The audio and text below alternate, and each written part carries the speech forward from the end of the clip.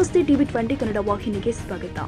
ಈಗಾಗಲೇ ಅಲ್ಲಲ್ಲಿ ಅಲ್ಪ ಸ್ವಲ್ಪ ಮಳೆ ಆಗ್ತಾ ಇರೋದ್ರಿಂದ ರೈತರು ಬೀಜ ಗೊಬ್ಬರ ತೆಗೆದುಕೊಂಡು ಸಂಗ್ರಹ ಮಾಡಿಕೊಳ್ತಾ ಇದ್ದಾರೆ.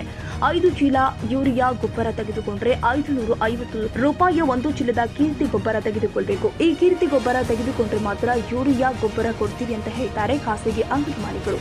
ಹೌದು, ಲಕ್ಷ್ಮೇಶ್ವರ ಪಟ್ಟಣದ ಖಾಸಗಿ ಬೀಜ ಗೊಬ್ಬರ ಅಂಗಡಿಯಲ್ಲಿ 5 ಚೀಲ ಯೂರಿಯಾ ಗೊಬ್ಬರ ತೆಗೆದುಕೊಂಡ್ರೆ 550 ರೂಪಾಯಿ ಕೀರ್ತಿ ಗೊಬ್ಬರ ತೆಗೆದುಕೊಂಡ ಮಾತ್ರ ಯೂರಿಯಾ ಗೊಬ್ಬರ ನೀಡುತ್ತಾರೆ. ಇಲ್ಲವಾದಲ್ಲಿ ಯೂರಿಯಾ ಗೊಬ್ಬರ ನೀಡುವುದಿಲ್ಲ.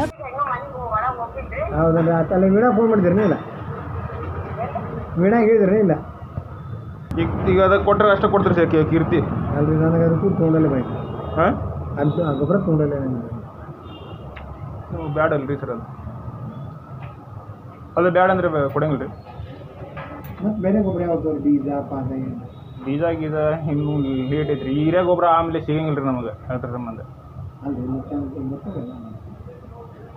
ಕೃಷಿ ಇಲಾಖಾ ಅಧಿಕಾರಿಗಳು ಹೇಳ್ತಾರೆ, ಯಾವುದೇ ಗೊಬ್ಬರ ತೆಗೆದುಕೊಂಡ್ರೂ ಬೇರೆ ಯಾವುದೇ ಗೊಬ್ಬರ ತೆಗೆದುಕೊಳ್ಳುವ ಅವಶ್ಯಕತೆ ಇಲ್ಲ ಎಂದು. ಆದರೆ ಲಕ್ಷ್ಮೇಶ್ವರ ಖಾಸಗಿ ರಸಗೊಬ್ಬರ ಅಂಗಡಿಯಲ್ಲಿ ಈ ದಂಧೆ ನಡೆದಿದೆ. ಕೂಡಲೇ ಸಂಬಂಧಿಸಿದ ಅಧಿಕಾರಿಗಳು ಇತ್ತ ಕಡೆ ಗಮನ ಹರಿಸಬೇಕಾಗಿದೆ. ಕನ್ನಡಿಗರ ಮೆಚ್ಚಿನ ನಿಮ್ಮ ಟಿವಿ 20 ಕನ್ನಡ ವಾಹಿನಿ ಇದೀಗ ಟಿವಿಯಲ್ಲಿ ಲಭ್ಯ.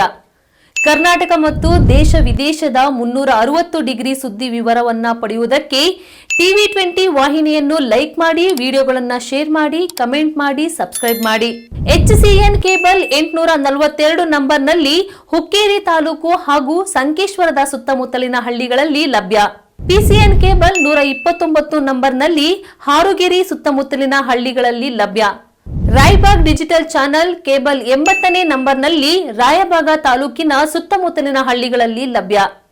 UDCN ಕೇಬಲ್ ನೆಟ್ವರ್ಕ್ ಉಗಾರ ಸುತ್ತಮುತ್ತಲಿನ ಹಳ್ಳಿಗಳಲ್ಲಿ ನಿಮ್ಮ ಟಿವಿ 20 ಕನ್ನಡ ವಾಹಿನಿಯೂ ಲಭ್ಯ.